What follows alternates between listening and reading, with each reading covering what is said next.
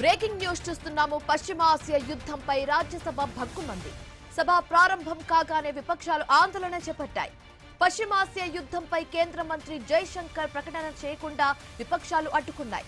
Speaker పై ఓం బిర్లాపై అవిశ్వాసం తీర్మానం లేదని చెప్పినా వినకుండా ఏఐసీసీ అధ్యక్షుడు మల్లికార్జున ఖర్గే మాట్లాడే ప్రయత్నం చేశారు. అధికార పక్షం అభ్యంతరం వ్యక్తం చేసినా వినకుండా ఖర్గే తమ తీర్మానాన్ని చదివి వినిపించారు. గల్ఫ్ దేశాల్లో దాదాపు 100 మంది భారతీయులు పనిచేస్తున్నారని, వారి రక్షణకు భద్రత ఉందా అని ప్రశ్నించారు. కేంద్రం ప్రకటనలతో సరిపెడుతుందని ఆరోపించారు ఖర్గే. 3 मिनट्स में खत्म करूंगा सर. रूल 176 के तहत emerging challenges for India's energy security के विषय पर मैं शॉर्ट ड्यूरेशन डिस्कशन की अनुमति के लिए अनुरोध करना चाहता हूं. पश्चिमी एशिया में तेजी से बदल रही जियोपॉलिटिकल सिचुएशन अब वही तक सीमित नहीं है. इसका असर भारत की एनर्जी सिक्योरिटी पर पड़ रहा है. भारत की छवि और साख पर भी इसका असर पड़ रहा है. भारत अपनी क्रूड ऑयल की लगभग 55% जरूरतें पश्चिमी एशिया से होने वाले इंपोर्ट से पूरी करता है.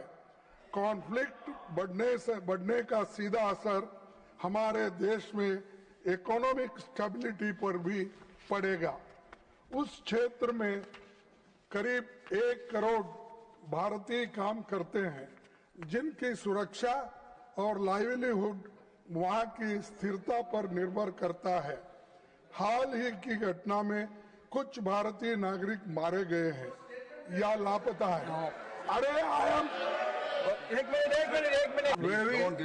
3 मिनट्स में खत्म करूंगा सर. रूल 176 के तहत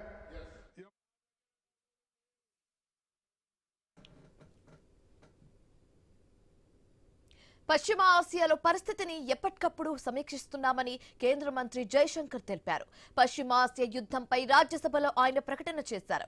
ఇలాంటి విపత్కర పరిస్థితుల్లో 3 అంశాలను పరిగణలోకి తీసుకున్నామని చెప్పారు. మొదటిది, చర్చలతోనే సమస్యను పరిష్కరించుకోవాలని సూచించారు. రెండోది, గల్ఫ్ దేశాల్లోని భారతీయుల రక్షణే తమ ప్రాధాన్యమని చెప్పారు. భారత ప్రయోజనాలను దృష్టిలో పెట్టుకుని తమ నిర్ణయాలు ఉంటాయని జయశంకర్ స్పష్టం చేశారు. విపక్షాల ఆందోళన మధ్య ఆయన ప్రకటన చేశారు. Indian consumer has and will always be the overriding priority.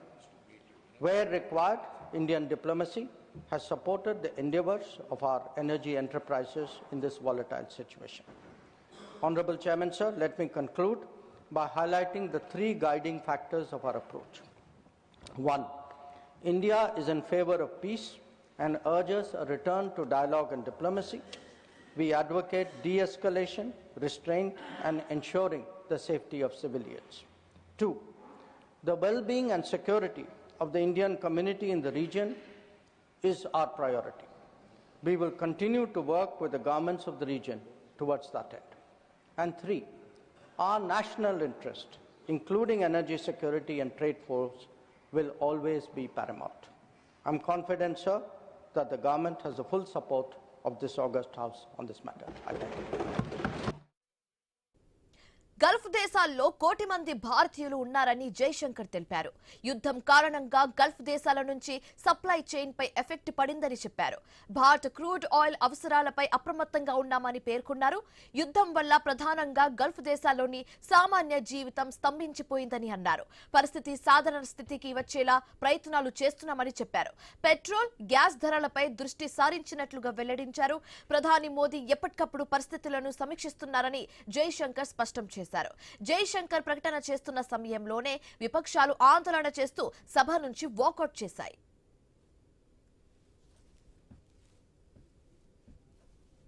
With mounting destruction and deaths, normal life and economic activities in the entire region are visibly affected. In express, Honorable Chairman, sir, while any development that negatively impacts peace and security in the world is deeply troubling, this ongoing conflict is an issue of particular concern for India. We are a neighboring region and understandably have obvious stakes that West Asia remains stable and peaceful. There are almost 1 crore Indian citizens who live and work in the Gulf nations. We have noted that, in fact, the conflict has spread to other nations with mounting destruction and deaths.